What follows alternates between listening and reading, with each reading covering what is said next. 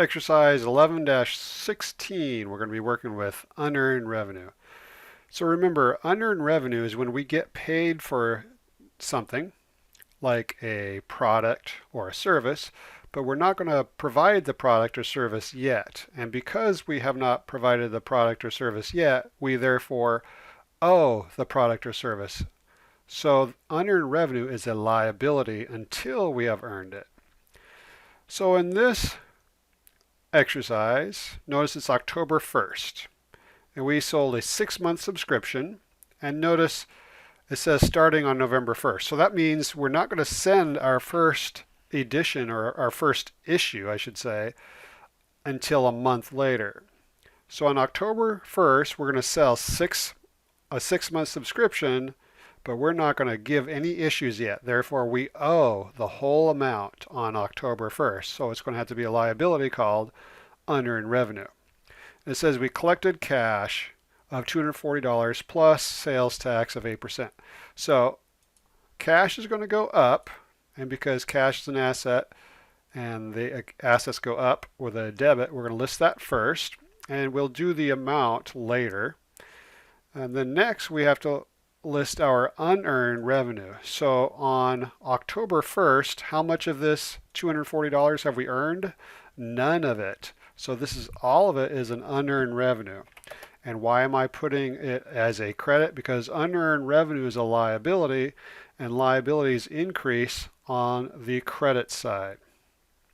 And then we also have to collect some sales tax, and then we owe that to the state government. Therefore, that is a liability called sales tax payable. So we're going to take $240 times 0.08, and that gives us $19 of sales tax payable. And then to calculate the cash, it's just the 240 plus the 19 gives us $259 of cash. And then on November 15th, it says we remit, which is just a fancy word to say paid. So we paid the sales tax. So how much sales tax did we owe? We owe the $19. And what happens to this payable when I get rid of that payable? It has to go down. How do we make a payable go down? With a credit. So I'm going to, with a debit, sorry. So I'm going to debit sales tax payable to get rid of that debt.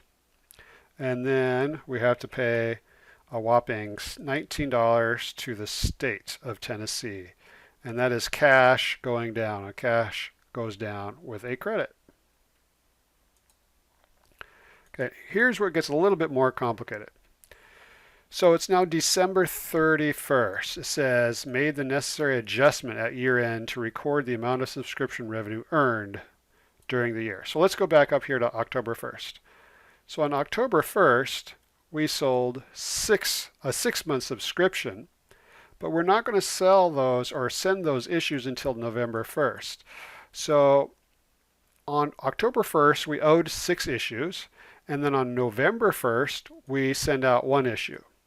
So we've earned 1 issue on November 1st. And then on December 1st, we send out another issue.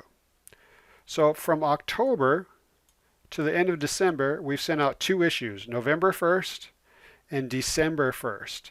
So we have earned 2 issues out of 6. So let's find out this. Here's a $240. So $240 was for 6 issues. So we divide 240 divided by 6 months gives us $40 per issue. And remember we said we sent out a November issue, that's number 1, and then a December issue, that's number 2. So of this $240, we have earned 2 issues worth, and since 1 issue is worth $40, we have earned $80. So we have to lower this liability called unearned revenue. We have to lower it by 2 issues worth. So unearned revenue is going down by $80. And because we have earned $80 of subscription revenue, we now have to record $80 of subscription revenue. And why am I crediting revenue? Because the revenue is going up and revenues increase with a credit. And that's it.